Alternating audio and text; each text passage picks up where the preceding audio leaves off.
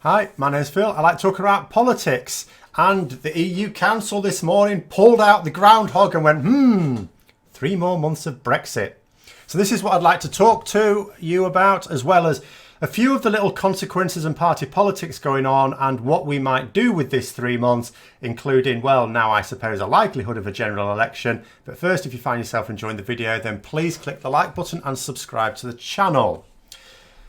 So just to recap, on Friday, the EU Council said, yes, we will give you an extension.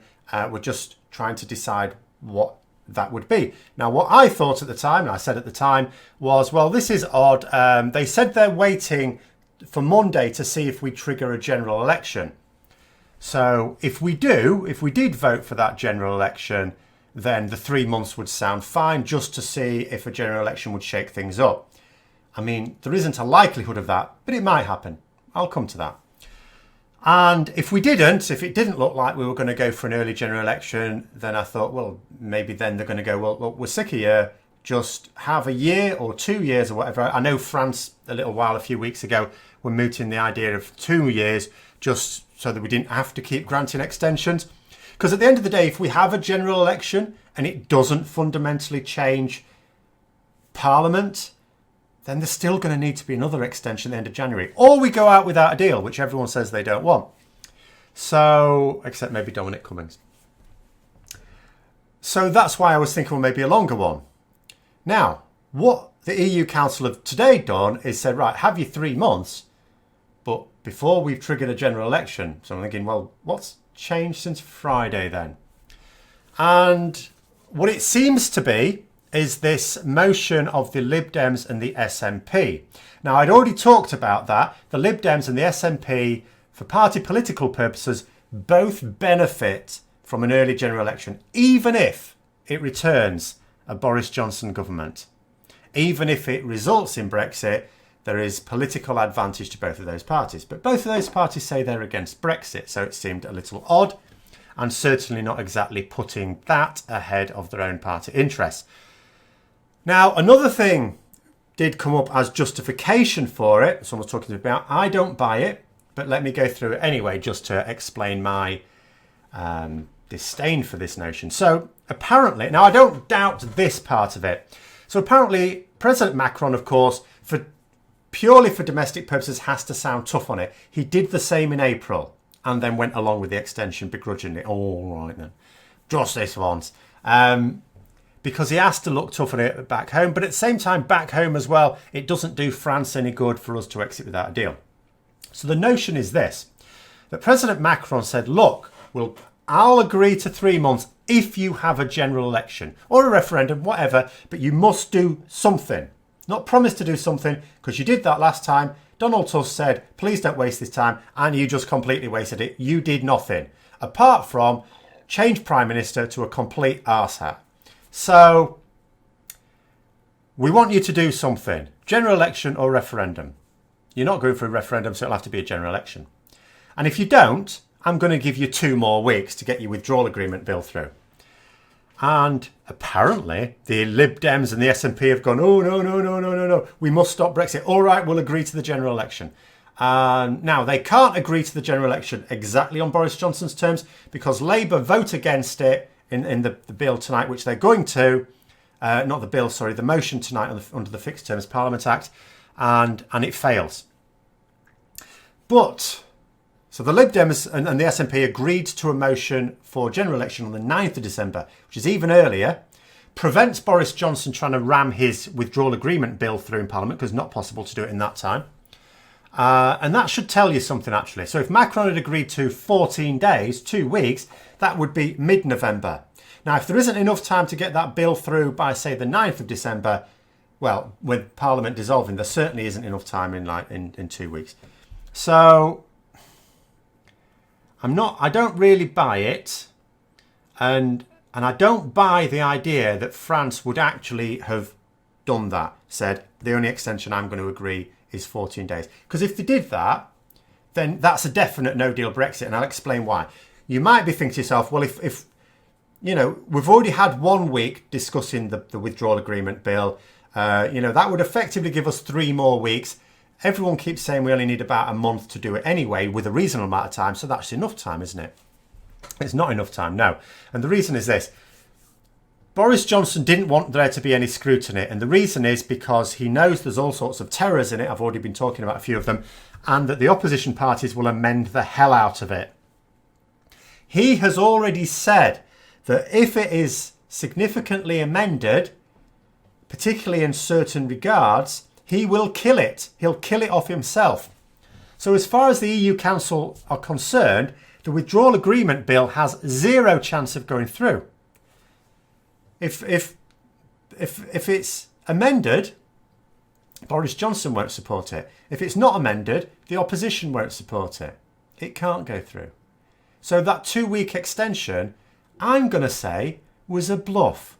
Unless Macron genuinely, as a nation that's going to be quite badly affected by a no-deal Brexit, really wanted a no-deal Brexit. Do you think that? I don't think that. Now, I do accept that he probably said it, and he probably said it to play our parliament, to try and panic them into doing something. And if so, it's worked, because that's what I think at best has happened, that he has played the Lib Dems and the SNP. But I'm not sure that they're that stupid, because it has to be a bluff, and I think they would have accepted that as well. I think it is just the fact they get political capital out of a general election this year, before the end of this year, and regardless of what happens. And I think that's it. Now, we could say from the Lib Dems side of things, obviously the SNP's potential is clear, because they say they don't want Brexit, and, you know, take them at the word. But at the same time, if Brexit happens, it makes independence more likely. Well, that's their main goal anyway. Fair enough. Now, for the Lib Dems, they say they're absolutely committed to stopping Brexit. Now, I will give them some plaudit here, because I bashed them enough recently, or fairly. They have said, which is perfectly true, that the best way to stop it is with a people's vote. And I will have to say, while we're talking about parties and their party politics, there is one party that has not played party politics at all on this, and that's Plaid Cymru, who are the Welsh nationalists. And I'll have to say this again, and they're continuing to put the interests of the country ahead of their own party political interests. And I have to say thumbs up to that, because they're the only party that's actually done that consistently. And but the Lib Dems are saying, yeah, so without Jeremy Corbyn properly getting behind a people's vote, not just saying he's behind it, not just putting forward a motion, but allowing his MPs to vote against it. No, actually properly getting behind it, getting people to vote for it. If he did that, it's absolutely on, the numbers are there. If he doesn't do it, the numbers aren't there. That's true. So that Lib Dem statement is absolutely true. And he says, in that scenario, a general election is risky. It might return a Boris Johnson majority government. If it does, we're out of the EU, we're gone. Simple as that. It doesn't mean we're definitely gone without a deal, because he could still have MPs rebel. But we are definitely gone, and we are definitely gone with his withdrawal agreement unamended. It won't be amended if he gets a majority. In that scenario, it leads towards a no-deal Brexit. Again, whether it would or would not depends on whether the new Tory MPs would be willing to stand up for the country. We'd have to wait and see. It's not really a position I want to bank on. But it might not. And it might return a parliament where Labour plus the Lib Dems are enough for a majority. And although they want different things, remember, Jeremy Corbyn, if he can form a government, wants to be able to renegotiate another withdrawal agreement. Now, there's something else about this really quickly just to end with. Apparently in the text for this agreement, which I haven't seen yet, apparently the BBC's seen it, so it exists, but I haven't seen it. It says that there is to be no more, we have to agree for this extension, no more renegotiations of the withdrawal agreement. Now, you might say that's basically telling Jeremy Corbyn, even if you form a government, forget it. You can have a referendum with the deal that we've already negotiated. We've given you two. Pick whichever one you want. Put that on the ballot against Remain. That's fine. That's up to you. But you ain't coming towards us and spending more time renegotiating your version of the withdrawal agreement. Forget it.